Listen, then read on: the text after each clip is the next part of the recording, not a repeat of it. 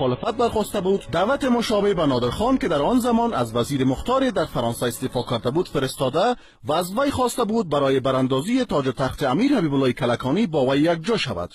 نادرخان وزیر جنگ در دولت شاه امان الله که در شهر نیز زندگی میکرد، با کمک برادرانش گویا پس از مذاکره با انگلیسیان در هند قصد کابل کرد و سرانجام با کمک قبایل مخصوصا افراد قبیله جاجی و وزیری در 21 میزانه 1308 13 اکتبر 1929 خشون ساخت و پس از جنگ با عساکر شاهی خود را به کابل رسانید.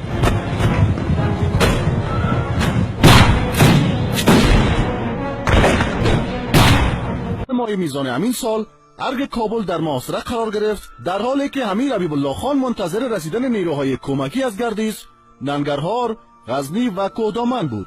ارگ کابل هدف گلوله‌های توپ قرار گرفت. 2 روز بعد حلقه محاصره تنگتر شده و ایثار ارگ در هم شکسته شد. امیر حبیب الله با چند نفر دیگر در تاریکی شب از ارگ گریخته و به کودامن رفت. شهر در اختیار نادرخان و افرادش قرار گرفت.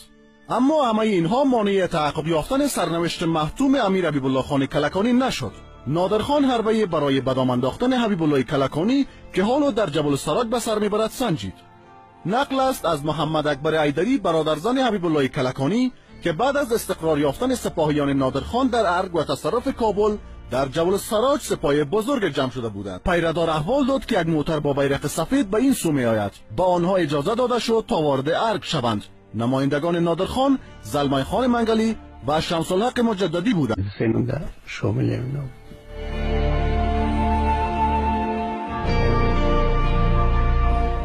آنان قرآن شریف را که در یک دستمال سفید پیچانده شده بود در دست داشتند. گفت و شنود آغاز گردید. در این جلسه همه به توافق رسیدند که حبیب الله کلکانی برای جلوگیری از جنگ بیشتر به کابل رفته و با نادرخان پای مذاکره بنشیند.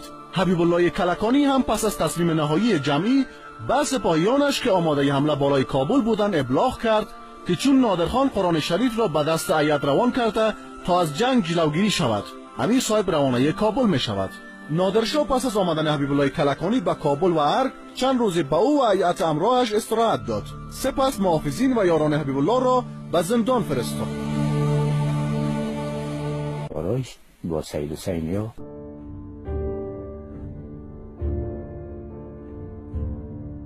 پس از 10 روز همه آنها را از زندان کشیده و از دروازه شمالی ارگ خارج و در زیر برج شمالی ارگ کنار یک خندق در حالی که تفنگداران دولتی قبلا در آنجا به حالت آماده باش در آمده بودند به صف کشیده شدند. دقایق بعد صدای شلیک تفنگ‌ها به گوش رسید.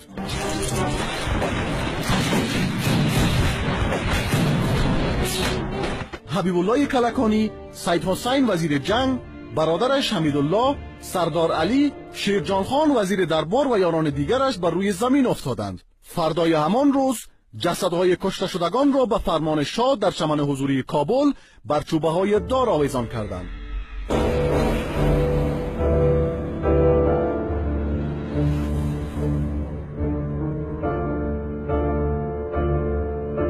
چون میگن شاهزاده.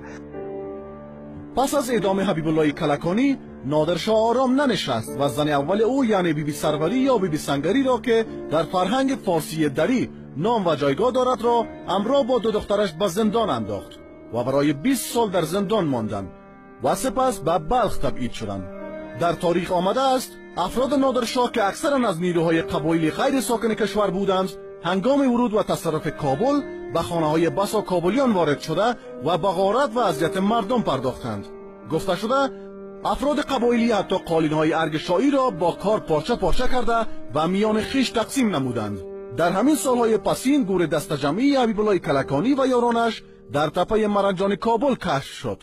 10 تن از مسئولان نهادهای فرهنگی و سیاسی، نویسندگان و دانشگاهیان غرض تثبیت و شناسایی این اجساد در تپه مرنجان کابل گرد هم آمدند، اما حکومت ممانعت نشان داد.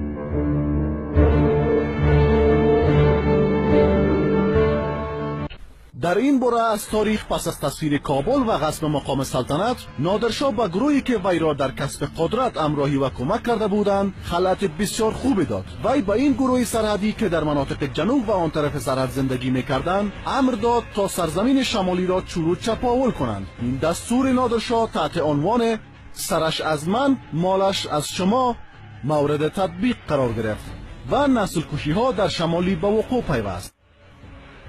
حبیب الله کلکانی از نگاه دیگران. سردار رحیم خان گفته است حبیب الله کلکانی هم در زندگی و هم در نظریات خود بسیار دموکرات بود. به غارتگری و تجاوز اجازه نمیداد. احمد شاملو شاعر بزرگ زبان پارسی گفته است حبیب الله کلکانی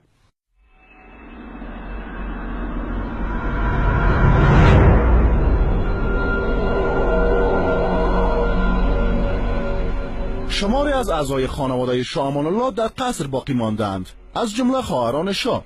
در تاریخ آمده است که حبیب الله کلکانی رسم جوانمردی را در مورد اعضای خانواده شاه امان الله به جا آورده و آنان را به اقوام و خویشان آنها سپرد و این درست زمانی بود که امان الله با تشکیل یک قشون از قندهار علیه دولت به رهبری امیر حبیب الله کلکانی به جنگ پرداخته بود، قیامی که زیاد دوام نیاورد